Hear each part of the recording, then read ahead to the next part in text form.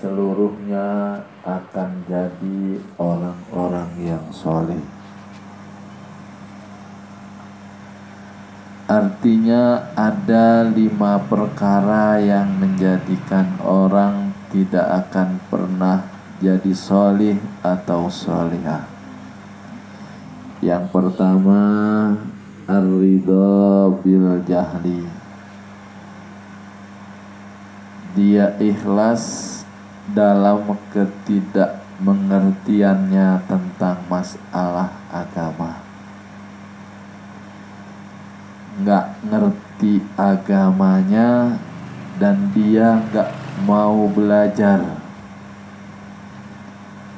Nggak paham urusan agamanya, dia nggak masuk ke majelis ta'lim. Maka orang seperti ini tidak akan pernah soleh. Kalau perempuan tidak akan pernah solehah. Kemudian tanda yang kedua, wal khirsu ala dunya. Yang menjadikan orang tidak akan pernah soleh adalah terlalu cinta terhadap dunia,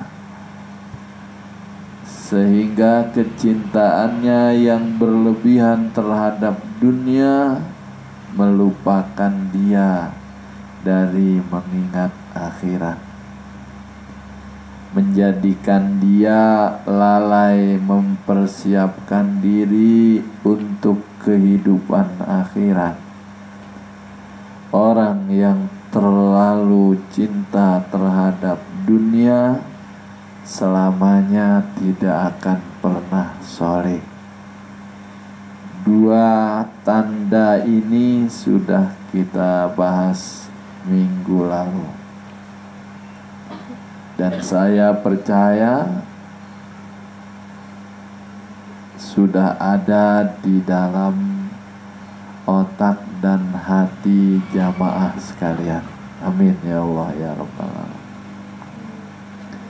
Sore ini kita lanjutkan dengan tanda yang ketiga yang menjadikan orang tidak akan pernah soleh. Kata Imam Ali, wasyuhu bil fadli. Dia pelit dalam keadaan berlebih. Dalam keadaan serba lebih,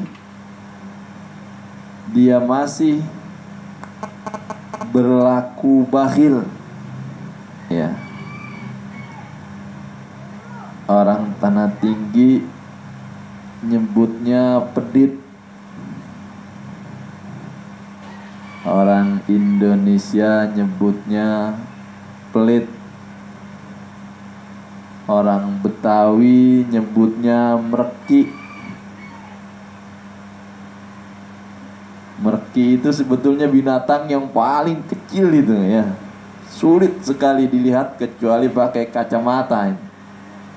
Makanya orang Betawi kalau nyebut orang pelit itu dengan istilah merki. Pelit sekali. Ya. Kalau bahasa Maduranya? Ya.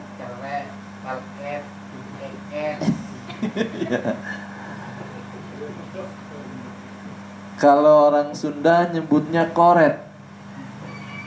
Jadi kalau saya dengar istilah yang diberikan manusia kepada orang yang pelit dalam bahasa apapun, gak ada yang cakep. Pelit, pedit, merki, koret, kopet, itu tadi yang lengket ya.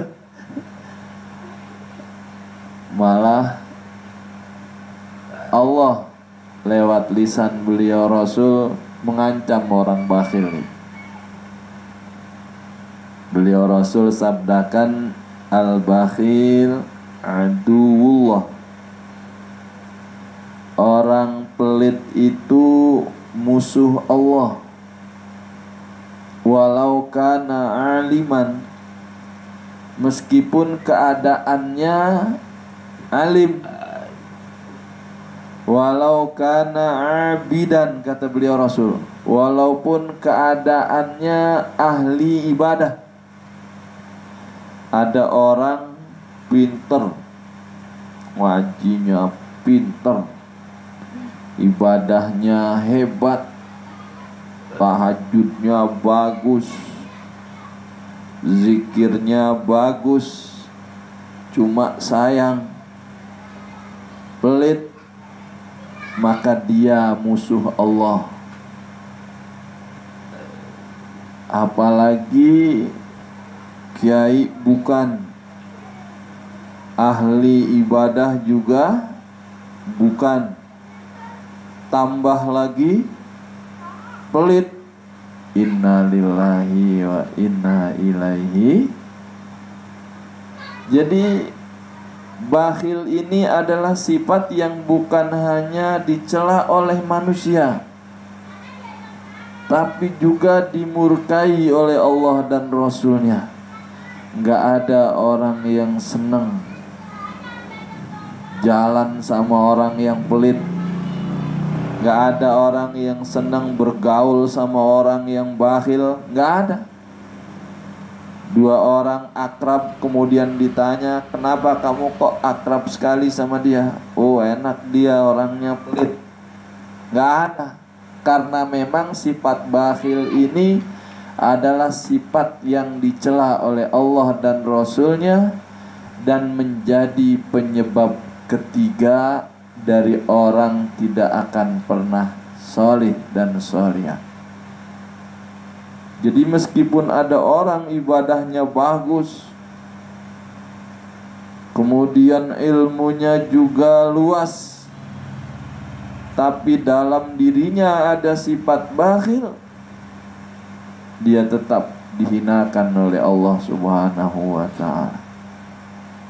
Dan biasanya, kata ulama, harta orang-orang yang bakhil itu yang pertama akan dihabiskan Allah dalam urusan yang sia-sia. Na'udzubillah. Atau andai kata tidak habis untuk urusan yang sia-sia, hartanya akan dihabiskan oleh ahli warisnya untuk hal yang sia-sia. Andai kata tidak dihabiskan oleh ahli warisnya untuk hal yang sia-sia, harta itu habis digunakan untuk berobat. Ya, kan kadang kita temui ada orang yang mulanya kaya, hartanya berlimpah, na'udzubillah, kemudian jatuh sakit. Sepanjang sakitnya habis hartanya untuk berobat. Jangan-jangan orang seperti ini dalam keadaan sehat dan kayanya dia berlaku bakhil. Ini tanda yang ketiga yang menjadikan orang tidak akan pernah solih solihah. Di dalam dirinya ada sifat bakhil. Kemudian yang keempat yang menjadikan orang tidak akan pernah solih, kata Imam Ali, adalah warriya'u fil amal.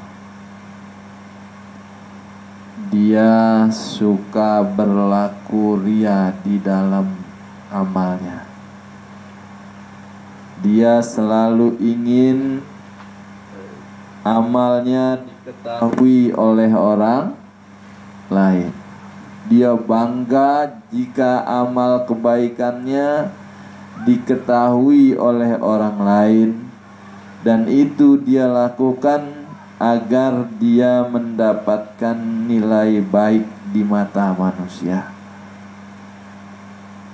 Orang yang seperti ini selamanya, kata Imam Ali, tidak akan pernah sholih atau sholihah. Karena sesungguhnya amal ibadahnya hancur dan hangus oleh sifat riyanya. Padahal kita sudah sama-sama mengetahui bahwa tidak ada hebatnya dipuji orang. Tidak ada. Tapi aneh, setan sanggup menjadikan manusia pengen mendapat pujian dari orang lain. Padahal dipuji itu tidak menghasilkan apa-apa. Ya Mas ya. Apa hebatnya dipuji orang? Umpama ada orang yang panggil kita bos umumnya. Wah, dari mana bos? Gimana kabarnya sekarang bos? Orang itu memuji kita dengan panggilan bos. Kalau di dompet kita, di kantong kita cuma ada uang 5.000 rupiah, kalau dipanggil bos nambah jadi 10.000. Dek, nambah gak dek? Enggak, tetap aja 5.000. Mau bos dari mana? Ya. Artinya pujian itu tidak menambahkan apa-apa. Mohon maaf, umpama nih ada orang yang tidak begitu ganteng. Dia sendiri menyadari kalau dia tidak begitu ganteng. Tapi begitu ada orang yang datang kemudian bilang, wah sampean nih ganteng sekali. Kalau pakai peci hitam gitu kayak Soekarno sampean ini. Seneng dia. Padahal itu bohong. Iya. Emang jadi berubah dia kayak Soekarno? Kan enggak. Artinya pujian tidak menambahkan apa-apa. Sehingga jangan pengen dipuji orang lain. Kalau Imam Ali mengajarkan, kalau ada orang yang suka memuji-muji, kan ada orang itu suka memuji-muji aja. Kamu ini kamu itu. Orang suka muji-muji tuh. Kata Imam Ali, orang seperti itu masukkan mulutnya dengan pasir. Kok kerjanya cuma muji-muji aja. Ingin dapat sesuatu dari yang dia puji mungkin. Na'udzubillah, tsumma na'udzubillahi min. Jadi tidak ada hebatnya dengan dipuji orang lain, gak ada. Kita gak jadi mulia karena dipanggil yang terhormat itu. Kan sekarang suka dipanggil serem-serem orang manggil manusia itu. Sambutan selanjutnya akan disampaikan oleh yang mulia itu, yang terhormat itu kan. Jadi terhormat dan mulia gak dia? Enggak. Ya, enggak. Karena terhormat dan mulianya seseorang tergantung dari perbuatannya kepada Allah dan akhlaknya kepada manusia. Sehingga banyak sekali di dunia ini orang-orang yang dipanggil yang mulia, dipanggil yang terhormat, tapi dalam pandangan Allah dia hina. Hakim-hakim itu kan kalau di ruang sidang dipanggilnya dengan sebutan yang mulia, Bapak Hakim itu. Mulia gak? Belum tentu ya. Jadi jangan berharap pujian orang lain, karena pujian tidak menambahkan apa-apa. Dan jangan takut dengan hinaan orang lain. Jangan takut dihina, takut nanti, kalau saya ini nanti dibilang itu gitu. Ya gak apa-apa, kenapa memang ya? Karena hinaan itu tidak mengurangi apa-apa. Mohon maaf kalau hidung kita mancung, kemudian ada orang 1000 yang bilang kita, ih pesek nih. Padahal hidung kita mancung, jadi pesek gak? Enggak, tetap mancung aja kayak hidungnya Ade itu kan. Jadi ya. Ya artinya tidak mengurangi. Hinaan itu nggak mengurangi apa-apa yang ada di dalam diri kita, sehingga kita nggak perlu takut. Oh, beliau Rasul itu berani karena gurunya Allah. Allah ajarkan ke beliau Rasul, fa in tawallau faqul hasbiyallah. Maka jika mereka kaum Quraisy Muhammad berpaling daripadamu, lari daripadamu, terus menghinakan engkau, fakul, maka katakan olehmu, hasbiyallah, cukup bagiku Allah saja. Kita kadang lebih takut ke manusia daripada ke Allah, ya. Takut kesalahannya diketahui orang, takut dosanya diketahui orang, takut. Tapi dia nggak takut kalau dosanya diketahui Allah. Maksiatnya kalau diketahui orang dia malu, tapi dia nggak malu maksiatnya diketahui oleh Allah. Jadi hati-hati. Ria selalu ingin mendapat nilai baik dalam pandangan manusia, selamanya menjadikan orang tidak akan pernah soleh. Belajarlah untuk berani menjadi diri sendiri. Kalau kebetulan kita dikaruniai nikmat, alhamdulillah, gunakan nikmat ini untuk mencari ridha Allah. Dan jangan berharap penilaian dari manusia. Kalau kemudian kita kehilangan nikmat yang pernah kita punya, katakan inna lillahi wa inna ilaihi. Dan gak perlu kita takut, ya. Umpama saja ini, ada orang mulanya punya motor. Sekali waktu motornya terpaksa harus dijual untuk bayaran mondok anak, ya. Terpaksa harus dijual untuk biaya berobat keluarga. Jangan malu. Jangan kemudian punya perasaan, duh kemarin-marin kemana-mana pakai motor, sekarang naik angkot. Ya kenapa memang? Emang dosa naik angkot? Enggak. Jadi belajarlah berani. Kalau kita punya motor, kita motor punya itu karena kemurahan Allah. Dan itu adalah titipan dari Allah. Kalau sekarang Allah ambil lagi titipannya, ya nggak apa-apa, namanya juga orang nitip, ya. Nah, salahnya manusia akhir zaman ini, kalau dititipi sesuatu sama Allah, perasaan itu punya dia, ya. Kalau dititipi sepeda, ini sepeda saya, siapa bilang? Itu titipan dari Allah. Kalau punya motor, ini motor saya, padahal ini amanah dari Allah. Sehingga karena dia merasa itu milik dia, dia merasa itu punya dia. Kalau sesuatu hari yang punya mengambilnya kembali, yakni Allah, dia merasa kehilangan. Tuh, punya motor, padahal lahir bawa motor nggak? Enggak. Lahir bawa uang nggak? Enggak. Lahir nggak bawa apa-apa. Dan Allah sudah jelaskan, wa wajadaka ailan fa'agna. Aku temui engkau ketika lahir dalam keadaan ail. Ail itu nggak punya apa-apa. Kalau miskin masih punya mungkin, ya. Ini nggak punya apa-apa. Setiap orang yang lahir itu dalam keadaan ailan, nggak punya apa-apa. Jangankan uang, kain selembar pun nggak punya. Emang ada bayi yang lahir pakai celana jin itu? Nggak ada. Semuanya ailan, ya. Ya Allah, kalau kita mengkaji diri, makanya biasanya orang kita nih, orang Jawa nih, ya, Jawa Barat, Jawa Tengah, Jawa Timur, biasanya suka diajarkan oleh kakek nenek kita ilmu mengkaji diri, ngaji diri. Kita tanya, kita ini siapa, dari mana, mau kemana, punya apa, gitu. Sehingga orang-orang yang mengenal dirinya dengan benar, maka dia akan berakhlak dengan baik.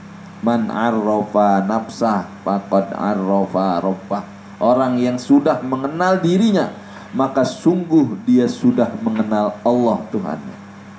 Sehingga apapun yang dia punya, dia merasa itu hanya titipan dari Allah semata. Itu hanya amanah dari Allah semata. Dia hanya punya hak guna pakai. Kalau dikasih sepeda, gunakan sepeda itu litolabi mardatillah. Kalau punya motor, gunakan motor itu untuk mencari ridho Allah. Kalau diberi harta lebih, gunakan lebih harta itu untuk mencari keridhaan Allah.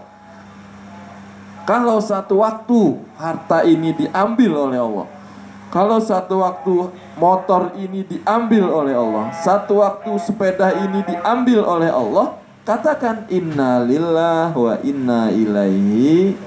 Jangankan cuma motor saya, sepeda saya, uang saya, rumah saya, wong saya sendiri saja milik Allah. Kalau Allah mau keluarkan ruh saya, emang ada yang sanggup jagain? Orang ruhnya mau dikeluarin, panggil security wahana, kumpulin, suruh jagain, bisa. Padahal itu ada di dalam diri kita, nggak bisa kita jagain kalau Allah mau ambil. Oleh karenanya, orang-orang yang sudah sampai kepada pemahaman ini, hatinya hanya akan senantiasa bersyukur ke Allah. Ya Allah, alhamdulillah anak sehat, alhamdulillah istri sehat, alhamdulillah suami sehat. Karena ada ratusan bahkan ribuan orang sekarang ini yang anaknya tidak sehat. Ada yang anaknya sehat, suaminya tidak sehat. Ada yang suaminya sehat, istrinya tidak sehat. Subhanallah. Jadi jangan biarkan setan itu menguasai hati kita. Alladzi waswisu fi sudu minal jinnati wan nas. Setan itu adalah makhluk yang suka bikin was-was hati manusia. Ntar gimana kamu? Nanti kalau ini gimana kamu? Ntar kalau kamu pulang kampung uang kamu habis. Nanti kalau pulang dari kampung gimana? Iya, kalau kemudian ada lagi gimana kalau enggak? Kan kamu enggak tahu rezeki kamu seperti apa. Setan itu yang bicara begitu. Iya. Yang jelas pulang kampung itu bertemu dengan orang tua, bertemu dengan keluarga, sesuatu yang diridhai Allah dan Rasulnya. Di sana dapat doa dari orang tua yang kata beliau Rasul, du'aul walid liwaladihi ka du'ain nabi li ummati. Doa orang tua kepada anaknya derajatnya sama dengan doa Nabi kepada umatnya. Mau kapan lagi? Tahun depan, kalau masih ada orang tua tahun depan. Andai orang tua ada, emang ada jaminan umur kita sampai tahun depan lagi? Sekarang kesempatannya ada. Pulang. Bismillahirrahmanirrahim. Wala haula wala quwata illa billah. Jadi jangan biarkan setan bicara terlalu banyak di dalam hati kita. Toh pada awalnya kita katakan gitu ke diri kita. Dulu pun ketika datang ke dunia ini, saya tidak dibekali apa-apa oleh Allah. Kemudian Allah cukupkan semuanya. Kenapa sekarang saya mesti takut? Padahal dulu waktu lahir saya nggak bisa jalan, saya nggak bisa lari, saya nggak bisa kerja. Bahkan saya nggak bisa ngomong. Dengan kemurahan Allah saya bisa seperti ini. Kenapa kok begitu bisa seperti ini? Saya malah jadi penakut. Sementara dalam keadaan tidak berdaya ketika lahir ke dunia, saya adalah bayi yang pemberani. Itu kan orang ini kadang-kadang begitu. Sifat mulianya ketika kecil nggak kebawa ketika tua. Lagi kecil dia pemberani. Padahal dalam keadaan tidak